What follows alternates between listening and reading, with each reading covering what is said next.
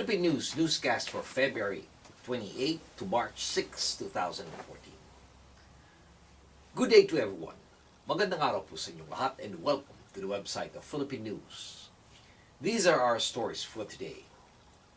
We'd like to start with the news about China firing water cannon in a move to drive away Filipinos from the shoal. This news report by Jason Gutierrez. The Philippine military chief last February 27 accused China's Coast Guard of firing water cannon at Filipino fishermen for the first time to drive them away from a disputed sea shoal. General Emmanuel Bautista said the Chinese vessel fired cannon last January 27 near the Scarborough Shoal, the subject of a bitter territorial row in the strategically important South China Sea. The Chinese Coast Guard tried to drive away Filipino fishing vessels to the extent of using water cannon. Bautista did not say if anyone was hurt and added that China continues to maintain an armed Coast Guard and other vessels at the shoal. China's Foreign Ministry spokeswoman Hua Chunying did not directly address the allegations when asked about it. She said that China has indisputable sovereignty over relevant waters, and China's maritime surveillance fleet are carrying out routine patrols in relevant waters.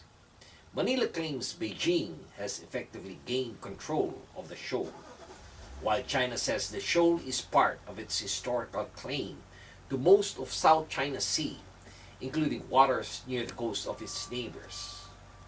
The Philippines, along with Brunei, Malaysia, Taiwan, and Vietnam also have competing claims to part of the sea, and the rivalries have been a source of tension for decades. The South China Sea is one of the world's most important waterways, as it is home to the vital shipping lanes and is believed to sit atop lucrative deposits of natural resources. Next in line is the news about the Philippine media murders troubling the United States. The United States views the killing of journalists in the Philippines as deeply troubling, Ambassador Philip Goldberg said, adding his voice to growing criticism from watchdog groups. According to the ambassador, attempts to silence journalists are deeply troubling and not acceptable. Democracy needs a free press, according to the ambassador, and he stressed this event as he reaffirmed the close alliance between the United States and the Philippines. While the Philippines has a free-willing US-style democracy with an unspoken press, critics charge that the government does not do enough to investigate the current and the killings of journalists. The New York-based Committee to Protect Journalists lists the 9 journalists murdered in the Philippines last year, where 3 are known to have been killed in relation to their work. The organization said 76 journalists have been murdered in the country since 1992. In the worst incident, 32 journalists were among the 58 people murdered in the southern island of Mindanao in 2009 by a powerful political clan that was trying to stop a rival from running in the local elections. President Aquino has repeatedly said that he is determined to crack down on the murders, but local press watchdogs charge that the mastermind behind the killings often go unpunished. The crimes are often blamed on the country's culture of impunity, in which powerful men feel that they can get away with crimes, including murder.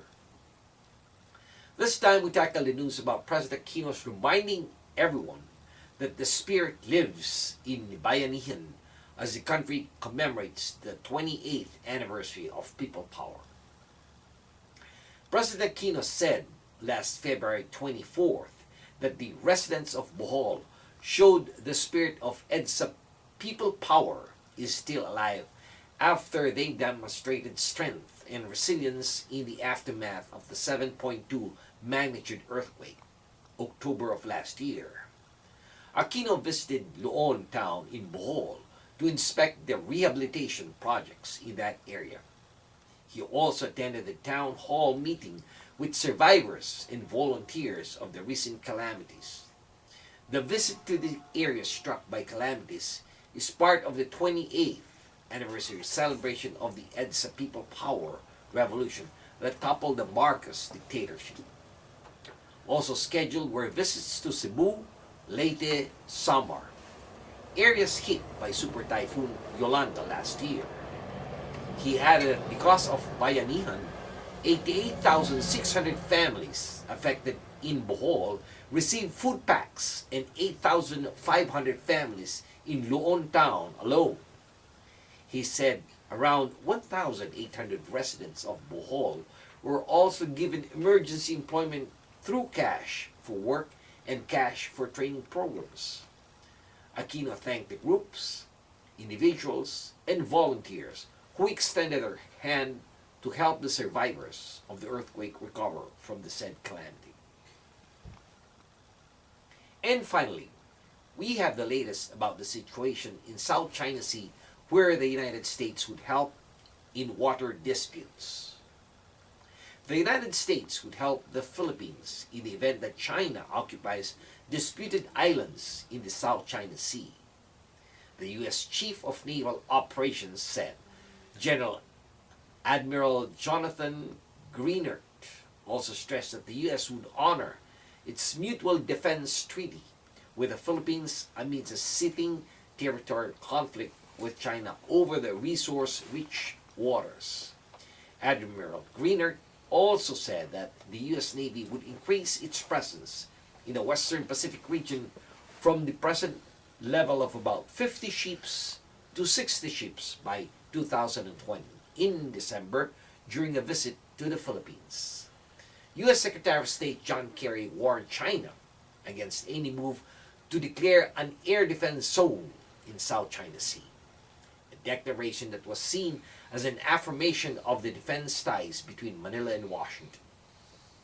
Greenert also praised the Philippines' move to ask the UN Tribunal to strike down China's claim to most of South China Sea, saying that it was a terrific idea.